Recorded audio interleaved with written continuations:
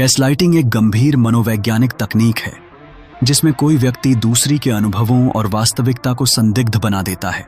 यह संभव है जब कोई कहता है ऐसा तो कभी हुआ ही नहीं या तुम्हें गलत याद है।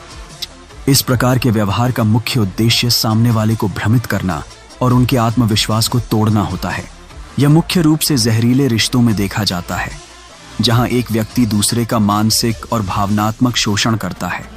गैसलाइटिंग का प्रभाव गहरा होता है क्योंकि यह व्यक्ति को अपनी वास्तविकता पर संदेह करने के लिए मजबूर करता है। जैसे जैसे व्यक्ति अपने अनुभवों को सच्चा मानने में असमर्थ होता है, उनकी मानसिक स्थिति बिगड़ने लगती है। यह नुकसान लंबे समय तक चल सकता है क्योंकि व्यक्ति खुद को अदृश्य दीवारों में बंद महसूस करता है। दूसरी ओर मौन व्यवहार एक और सामान्य विषाक्त तकनीक है जिसमें कोई व्यक्ति बिना कुछ कहे दूसरों को इग्नोर करता है। यह शांति का दिखावा करता है, पर वास्तव में यह सामने वाले को दोषी महसूस कराने का एक तरीका है। यह भावनात्मक नियंत्रण स्थापित करता है और बिना खुलेआम लड़ाई किए त्याग या दंड देने का एक तरीका बन जाता है। यह मौन अक्सर दोस्तों, प्रेमियों और परिवार में देखने को मिलता है।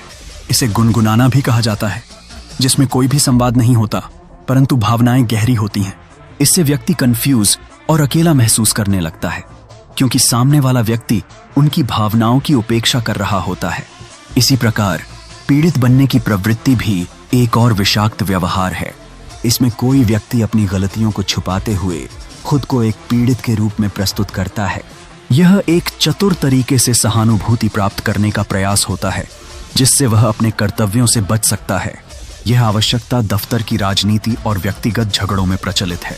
इस प्रकार का चरित्र दूसरों से समर्थन और ध्यान पाने की कोशिश करता है, जिससे कभी कभी मासूमियत का आभास भी होता है। जितनी सरलता से कोई पीड़ित बनता है, उतनी ही मुश्किल से उसके वास्तविक इरादों को समझना संभव होता है।